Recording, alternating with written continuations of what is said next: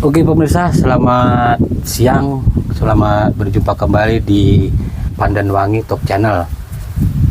Kali ini kita masih berada di kebunnya Bapak Sony. Baik pemirsa, teman-teman semua yang dimanapun saja berada, kita akan mencoba untuk mengorek sedikit-sedikit tentang kebun ini. Dan kita akan perkenalkan ini Bapak Sony yang punya kebun ini. Baik Pak, bagaimana kabarnya Pak? Alhamdulillah, kabarnya hari ini sehat. Oke, alhamdulillah. Begini Pak, kita mau sedikit tanya-tanya untuk mewakili teman-teman yang ada di luar sana tentang nama, alamat, tempat tinggal Pak. Assalamualaikum warahmatullahi wabarakatuh. Perkenalkan, nama saya Bapak Sony, dengan alamat Desa Sukamuria. Inilah transmigrasi Desa Sukamuria, Kecamatan Talisayan, Kabupaten Berau, Kalimantan Timur. Baik, untuk selanjutnya itu kita mau sedikit bertanya tentang perkebunan kelapa ini. Kenapa Bapak memilih menanam kelapa pandan wangi ini, Pak? Kelapa pandan wangi ini, kenapa kita memilih kalau menanam kelapa pandan wangi? Karena kelapa pandan wangi ini ada beberapa kelebihan daripada kelapa-kelapa umumnya, yakni kelapa dalam, kelapa kampung. Kalau kelapa pandan wangi ini, yakni yang pertama dia ganja, nah, makanya dinamakan kelapa ini dinamakan kelapa ganja pandan wangi. Nah, kenapa dinamakan kelapa ganja pandan wangi? Arti ganja itu artinya pendek, cepat berbuah. Dia baru berumur di usia 2,5 tahun, 2 tahun setengah itu dengan perawatan yang cukup baik, insya Allah itu sudah mengeluarkan manggar, artinya bunga. Itu yang pertama, karena dia sifatnya ganja. Yang kedua, kelebihan daripada kelapa pandan wangi ini, itu buahnya itu beraromakan pandan. Artinya kalau kita disajikan untuk minum kelapa segar, kelapa muda, itu sangat enak dinikmati, karena di samping dia airnya tuh berbau pandan, dia juga manis. Bahkan pernah diteliti, dari kemanisan air kelapa pandan wangi ini itu mencapai 6,7 brik sampai 8 brik kadar kemanisan dari kelapa pandan wangi ini. Di samping itu juga dia segar, airnya segar, kemudian wangi, manis. Demikian juga isi kelapanya, kelapa mudanya itu sangat manis. Dan kita sudah membuktikan hal itu. Jadi artinya bukan sekedar dari omongan-omongan saja. Kita sudah mencoba, kebetulan di kampung Talisayan ini ada yang mempunyai kelapa ganja pandan wangi ini.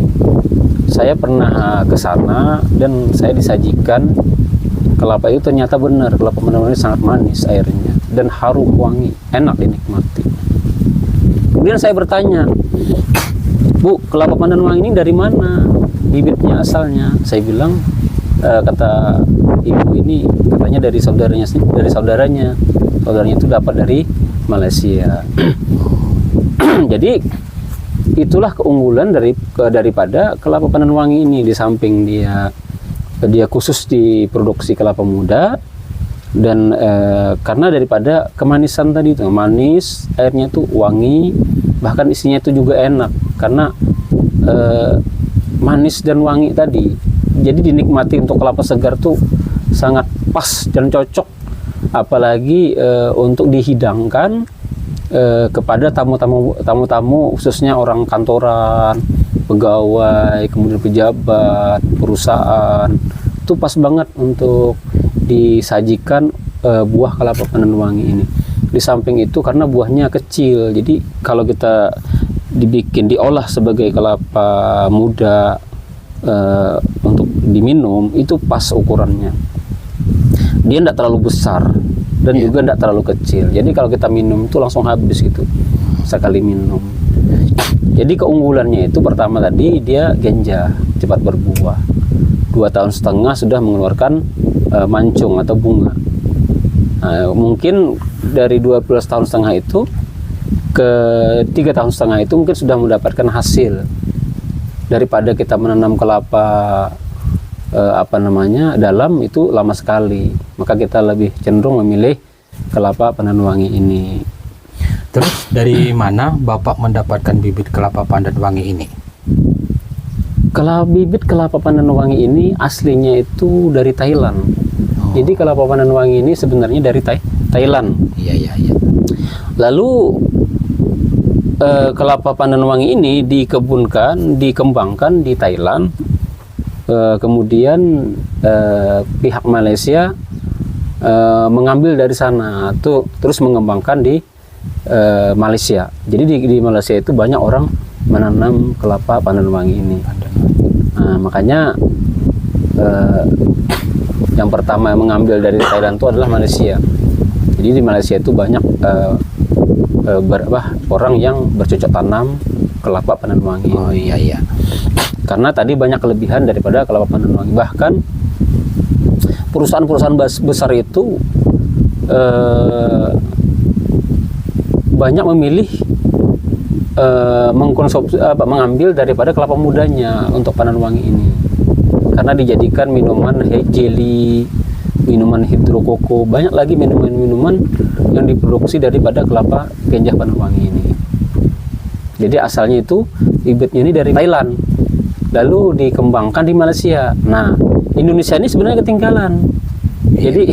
Jadi Indonesia ini mencampur dari Malaysia, artinya bibitnya itu dari Malaysia. Nah, lalu dikembangkan pertama kali di Medan, Sumatera Utara. Nah, dari Sumatera Utara ini, dari Medan ini dikembangkan, itu asalnya hanya 25 hektar, 521 pohon ditanam. Pertama itu ditanam kalau kada hilap di tahun 2001 ditanam di Medan. Itu sebanyak 521 pohon. Itu informasi yang kami dapatkan. Kemudian dari pohon 521 pohon ini itu dijadikan bibit indukan. Nah, di usia di atas 10 tahun. Jadi kelapa ini bagusnya kita dibikin untuk indukan itu di atas usia 10 tahun. Artinya indukannya sudah besar, sudah berumur yang cukup. Nah, dari 521 pohon itu dikembangkanlah di Medan, Sumatera Utara menjadi 25 hektar dikembangkan. Bahkan sekarang sudah lebih daripada 100 hektar dikebunkan di Medan, Sumatera Utara, yaitu di Badagai, di Lebon Cermin Badagai.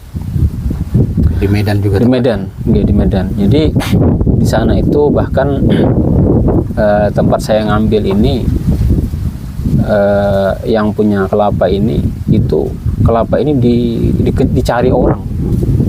Bahkan itu perusahaan-perusahaan besar dari Jakarta itu ngambil ke sana tuh nggak mampu menyediakan bahan bakunya daripada kelapa genjah pandan wangi ini. Tidak cukup karena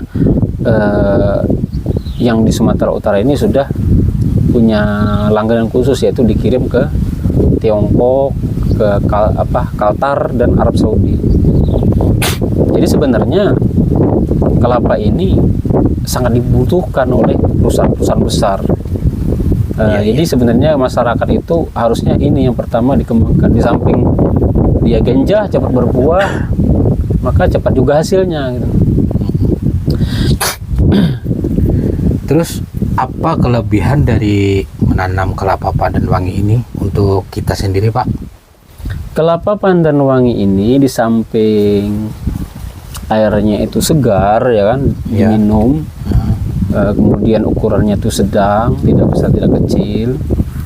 kelebihannya itu memang yang pertama ialah dia diproduksi khusus kelapa muda,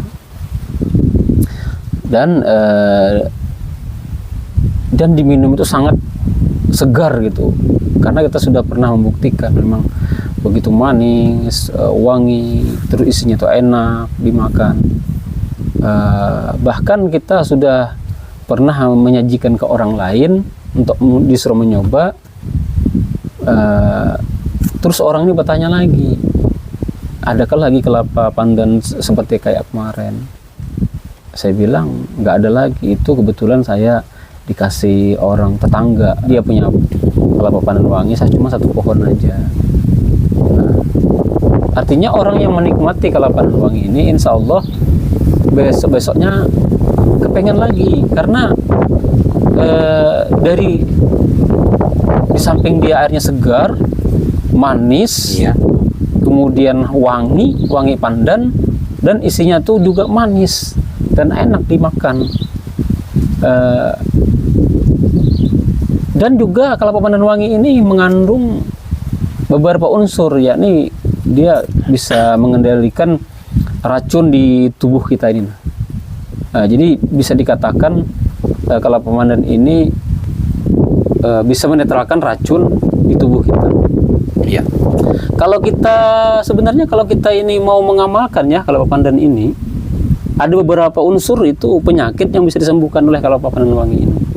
Sebenarnya kalau kita mau mengamalkannya kelapa pandan wangi ini, insya Allah kita tidak akan kena penyakit seperti stroke, seperti penyakit lainnya. Kenapa? Karena sebenarnya orang kena asam urat, stroke itu kan daripada peredaran darah di tubuh kita ini nggak lancar, itu akibat kolesterol. Nah, kolesterol itu kan daripada makanan-makanan yang kita makan, itu lemak-lemak itu mengandung kolesterol, lalu darah di tubuh kita ini tersumbat. Iya. Terganggu, kada lancar peredaran darah itu karena tadi mengandung kolesterol. Nah, kolesterol itu seperti kolesterol itu hanya bisa itu dinetralkan dengan air kelapa pandan wangi. Jadi itu kelebihannya, dia bisa menetralkan racun-racun yang akan menjadi kolesterol di tubuh kita ini. Jadi orang yang mau mengamalkan kelapa pandan wangi ini, kalau bisa itu satu minggu tuh 3 kali lah minum kelapa pandan ini, atau 2 kali sekurang-kurang. Maka itu akan menetralkan racun yang ada di tubuh kita ini. Kan kita sehari-hari itu makan sayur, makan sekarang ayam, itu semuanya mengandung zat kimia. Sayur mbak mengata, contohnya sayur kita beli di pasar itu kayak bayam, kayak kacang, kayak timun, itu kan semua mengandung obat karena disemprot. Apalagi kalau lombok itu 2 hari kita nanam lombok nggak disemprot, itu hamanya luar biasa. Jadi tidak bisa orang nanam lombok itu kalau jauh dari obat. Makanya dia sering menyemprot lombok itu. Nah, jadi kita nih makan lombok itu kan mana bisa kita nih makan ndak pakai lombok. Iya. Kita nih sambal ke anuan kita nih, kalau makan nasi ndak pakai sambal itu sama aja ibarat kata makan sayur itu ndak ada garamnya. Iya. Nah, jadi jadi sambal ini, lombok ini kebutuhan kita sehari-hari. Nah, sementara orang berkebun lombok ini, para petani itu nggak bisa jauh dari obat. Nanam lombok kalau ndak pakai obat ndak ada hasilnya. Nah, jadi itu banyak racunnya daripada obat tadi. Lalu kita makan obat yang disemprotkan ke lombok tadi, kita makan jadi racun di tubuh kita. Jadi untuk menetralkan racun itu harus dengan minum air kelapa, khususnya air kelapa pandan wangi ini. Jadi dia bisa menetralkan racun-racun di tubuh kita ini. Jadi darah itu, jadi yang kita makan itu tidak menjadi kolesterol.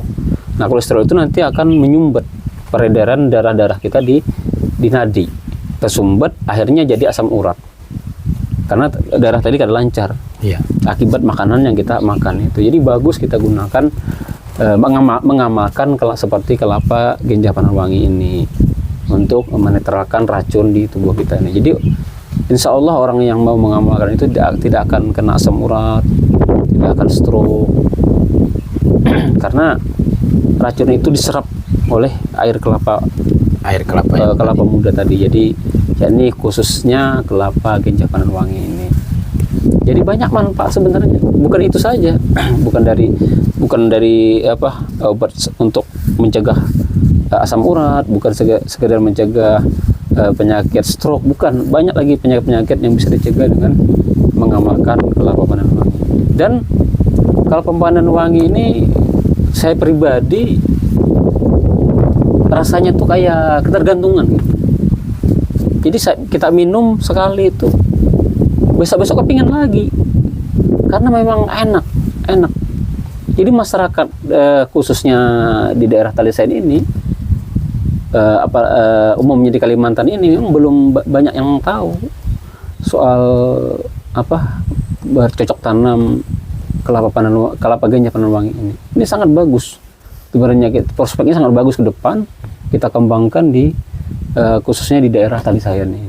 Demikian bincang-bincang kita pada sore hari ini bersama Bapak Sony. Semoga kita bisa mengambil ilmunya untuk kita semua. Dan buat teman-teman, terima kasih yang sudah menonton. Teman-teman semua, mungkin sampai di sini dulu video kita pada hari ini. Selamat beraktivitas dan salam satu tunas.